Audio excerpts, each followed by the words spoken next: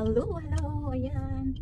Today is ating day off, kaya naman, tara samahan niyo ako at pupunta tayo sa pag-shopping ng mga halaman. At dahil na spring and coming soon is the summer, kaya naman busy-busy ang mga tao din sa pagtatanim ng mga vegetable.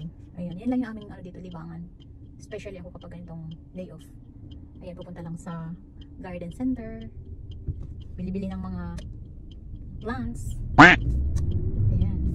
Medyo malayo-layo yung drive today. 35 minutes. So, ayan. Medyo cloudy ngayon. So, kaya ayan, makikita natin is medyo makulimlim. So, ayan.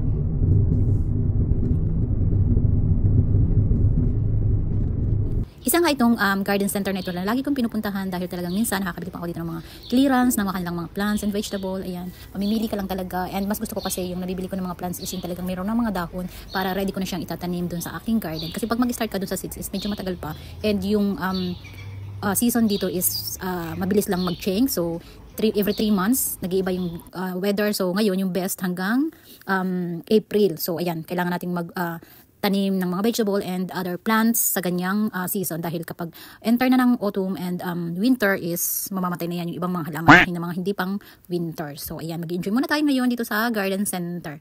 And ayan nga, talagang paborito ko laging pumupunta dito dahil dyan ako nakakabili, especially yung mga sitaw, yung nabibili ko dyan is, sa ibang store kasi is hindi ako nakakabili noon. So dito lang kasi meron akong kaibigan dyan na Pilipino din na mahilig din siyang mag-garden. So ayan, dyan ako nakakabili ng mga Asian vegetables.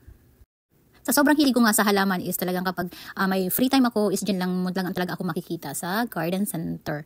Ayan, at dahil nga tayo ay plant lovers, kaya naman, ayan, mag-enjoy tayo ngayon sa pagtatanim ng mga vegetables.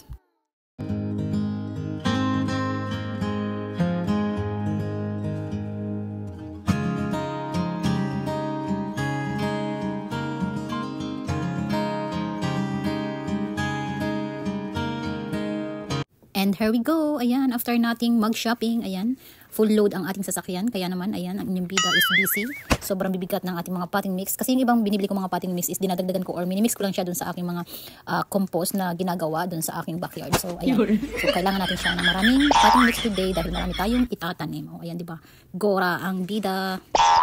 Minsan nga is minabasa ako dun sa comment ng isang viewer, sabi is bakit ako nagpapakahirap mag-garden is pwede namang bumili. Sabi ko naman is, dyan ako nag-i-enjoy and yung nabibili ko is talagang sure ako na organic, free siya sa spray ng mga chemicals o kung ano-anong mga chemicals. So ayan, komportable ako and nag-enjoy din ako sa aking ginagawa dahil yan lang ang aking hobby.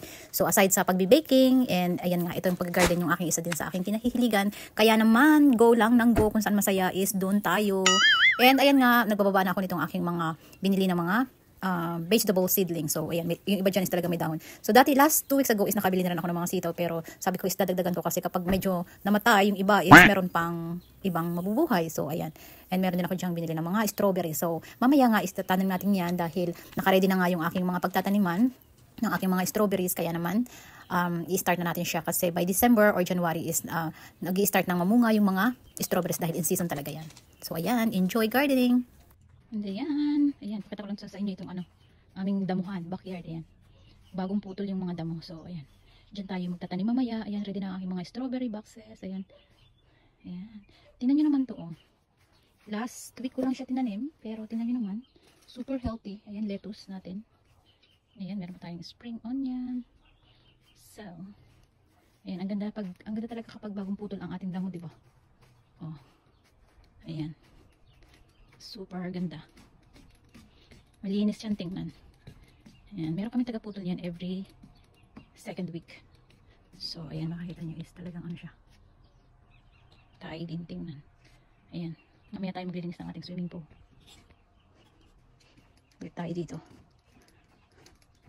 Pakita ko sa inyo yung aking tinanim na ayan, diba, no, isang araw ko lang yan itinanim, weekend. So, ayan na siya, diba, ganda. Gusto ko talaga yung bulaklak niya kasi bright na bright. Oh, diba, ang cute niya. Ayan, mamaya tayo mag-garden. So, pasok muna tayo. Ito ating mga succulents. Sobrang dami, diba, parang tindahan. And ayun lang guys, thank you for watching. Hope you like it. And please don't forget to share and follow na din. And see you again later for my next videos. Bye-bye!